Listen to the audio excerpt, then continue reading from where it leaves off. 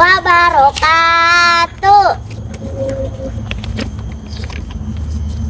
Dewan juri yang terhormat dan teman-teman sekalian, perkenalkan, nama saya Afika Harira Umaiza dari UPTD SDN 4 Angsau. Kali ini saya akan menyampaikan cerita yang berjudul Timun Mas.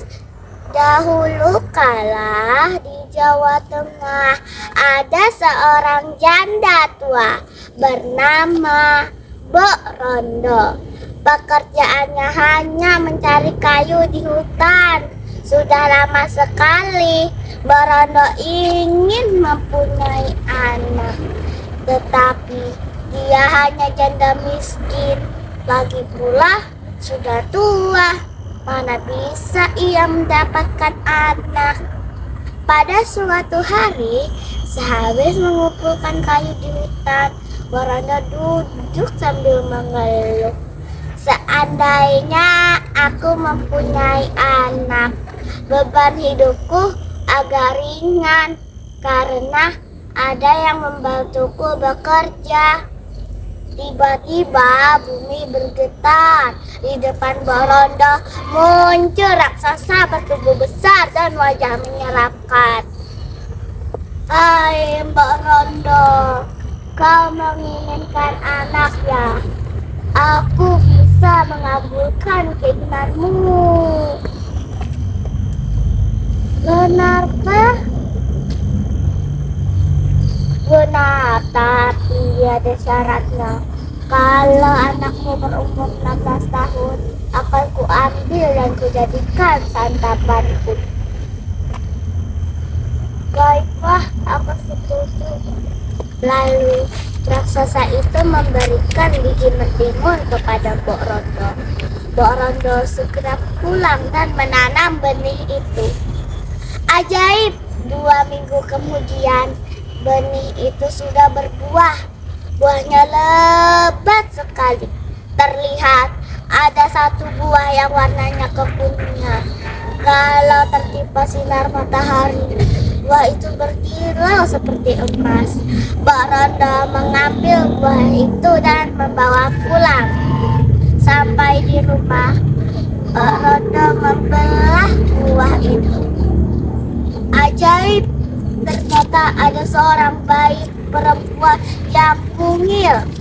Mbok Rondo sangat menyayanginya. Lalu Mbok Rondo memberikan nama bayi itu Timun Mas. Tahun pun berganti. Timun Mas tumbuh menjadi seorang gadis yang cantik. Mbok Rondo sangat menyayanginya. Pagi itu sangat cerah. Tiba-tiba bumi bergetar, bertanda raksasa itu akan datang. Hai Mbok Rondo, cepat serahkan Timun Mas kepadaku. Mbok Rondo ketakutan. Lalu Mbok Rondo keluar menemui raksasa itu. Aku tahu kedatanganmu. Berilah aku 2 tahun lagi. Kalau sekarang tentu kurang lezat untuk disantap. Baiklah, 2 tahun lagi. Kalau kamu berbohong, akan kutelan mentah-mentah, ancam raksasa itu. Kemudian raksasa itu meninggalkan rumah Mbok Rondo. Malam ketika Mbok Rondo sedang tidur, dalam mimpinya ia mendengar suara gaib. Hai Mbok Rondo, kalau ingin anakmu selamat, mintalah bantuan petapa di Bukit Gandul. Esok harinya Mbok Rondo pergi ke Bukit Gandul. Di sana ia bertemu seorang petapa.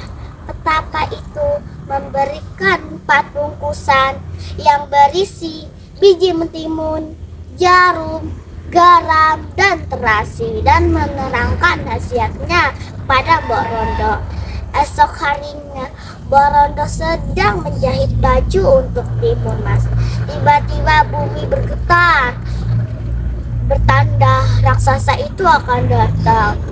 Hai Borondo, cepatlah, keluarlah, aku sudah sangat lapar. Baiklah, akan kuserahkan Timun Mas kepadaku. Lalu Borondo masuk ke rumahnya. Diambilnya bungkusan sang pemberian petapa, diberikannya kepada Timun Mas. Anakku, bawalah bekal ini, lewatlah pintu belakang. Baik, Bo, Timun Mas akan pergi lewat pintu belakang. Tidak lama kemudian, raksasa itu memanggil Mbok Rondo. Mbok Rondo, mana Timun Mas? Aku sudah sangat lapar. Maafkan aku, raksasa. Timun Mas ternyata sudah pergi. Apa kamu bilang? Maafkan aku. Kenapa kamu tidak bilang dari tadi? Dengan marah, raksasa itu melihat sekeliling. Dari kejauhan, nampak gadis kecil berlari cepat di padang rumput. Hehehe, mau lari kemana kau gadis kecil? Walau lari ke ujung dunia, aku pasti dapat mengejarmu. Lalu, raksasa itu mengejar Timun Mas. Timun Mas mulai kelelahan. Dia teringat akan bungkusan sang pemberian petapa. Diambilnya bungkusan pertama yang berisi biji mentimun. Dilemparkannya ke tanah.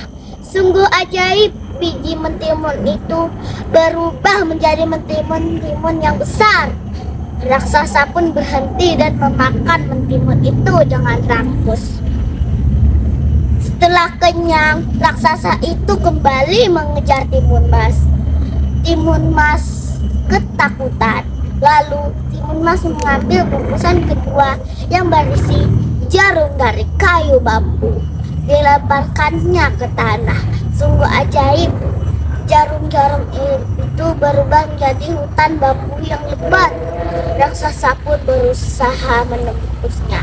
Namun tubuh dan kakinya terasa sakit karena tergores dan tertusuk bambu yang patah.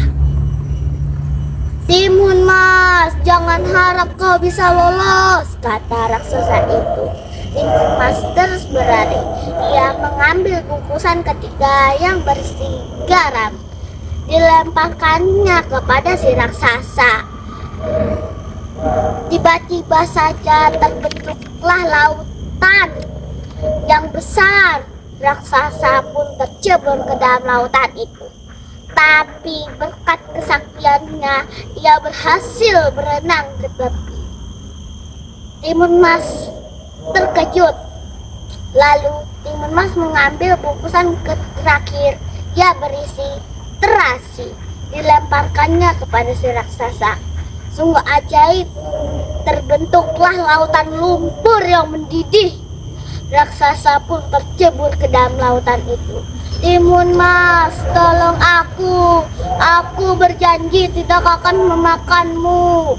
Tapi lumpur panas itu menelan tubuh si raksasa. Kini Timun Mas bisa bernafas lega karena selamat dari bahaya maut. Kemudian Timun Mas pergi ke arah rumahnya. Dari kejauhan nampak Borondo berlari cepat ke arah Timun Mas. Anakku, syukurlah anakku, Tuhan masih melindungimu, kata Mbok Rondo. Mbok Rondo dan Timun Mas berpelukan dengan rasa haru dan bahagia. Pesan moral yang dapat dipetik dari cerita Timun Mas ini adalah bahwa dalam hidup kita harus berani dalam menghadapi kejahatan atau permasalahan di sekitar. Demikian cerita Alfika kali ini. Semoga